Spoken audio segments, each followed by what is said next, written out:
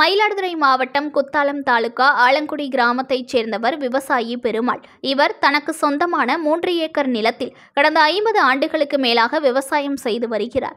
விவசாயத்தில் ஏதாவது சாதனை புரிய வேண்டும் என்ற நோக்கத்தில் கடந்த 20 ஆண்டுகளாக பல்வேறு முயற்சிகளை எடுத்து 1 ஏக்கர் நடவு செய்வதற்கு 1/4 கிலோ நெல் விதையை விட்டு அதிலிருந்து நாற்றுகளை வளர்த்து 1 ஏக்கருக்கு நடவு செய்து 4 டன் நெல் மகசூல் எடுத்து சாதனை படைத்துள்ளார். இதுகுறித்து விவசாய ஆலங்குடி பெருமாள் கூறுகையில், விவசாயிகள் நாங்கள் விளைவிக்கும் பொருட்களிலிருந்து விதையை தரமானதாக தேர்வு செய்து பாதுகாப்பாக மண்குதிர், பத்தாயம், வைக்கோல் பிரி போன்றவற்றில் பதப்படுத்தி விதை நெல்லை பாதுகாப்பாக வைத்து சாகுபடி தருணத்தில் விதைத்துவிட்டு நடவு பணிகள் செய்வது வழக்கம். தற்போது உங்கள் அவசர உலகத்தில் விவசாயிகள் தாங்கள் சாகுபடி செய்யும் எந்த ஒரு விதை நெல்லையும் விதையை எடுத்து வைத்து பாதுகாப்பாமல் அதிக அளவில் கொடுத்து கடைகளில் வாங்கி விதைப்பு செய்யும் பழக்கத்திற்கு ஆளாகி வருகின்றனர். குறைந்த செலவில் அதிக மகசூல் எடுக்கும் முயற்சியில் கடந்த 2003ஆம் ஆண்டு முதல் இறங்கினேன்.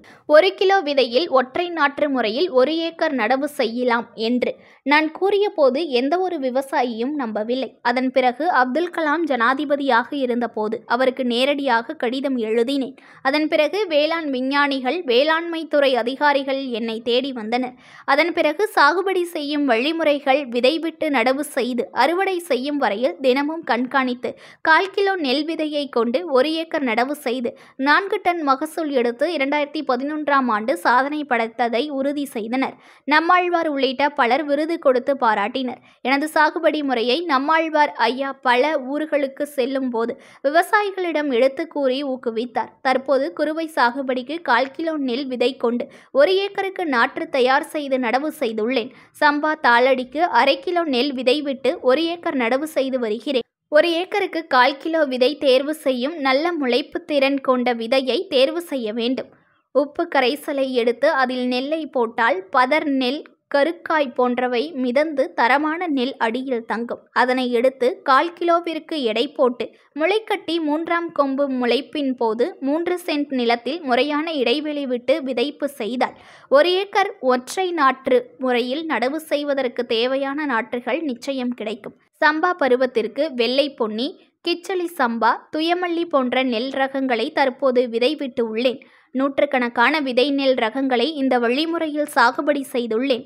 சீரக சம்பா நெல்லில் அதிக அளவில் கலப்பு இருந்ததால் நெல் ஜெயராமன் கலப்பு இல்லாத விதை தேர்வு செய்து எடுக்க வேண்டும் என்று கூறினார். அதன்படி ஒரு கதிரில் இருந்து நெல் விதை எடுத்து அதிலிருந்து கலப்பு இல்லாமல் விதைகளை உற்பத்தி செய்து கொடுத்தேன். பாரம்பரிய நெல் ரகமான காட்டு யானம், கருப்பு கவுனி, மாப்பிள்ளை சம்பா, சீரக சம்பா போன்ற பல பாரம்பரிய நெல் ரகங்களில் இருந்த கலப்புகளை அகற்றி கலப்பில்லாத தரமான உரிய பாரம்பரிய நெல் விதைகளை டன் கணக்கில் உற்பத்தி செய்து தமிழகம் முழுவதும் பாரம்பரிய விதைகள் விவசாயிகளுக்கு வழங்கப்பட்டது.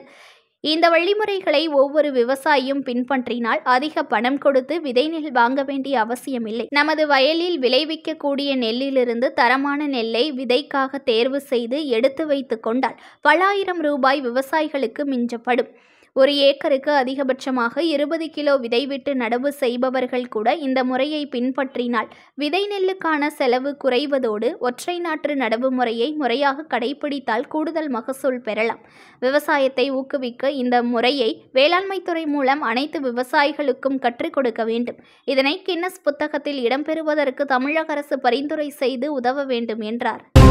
புது பொலிவுடன் மாலை நியூஸ்.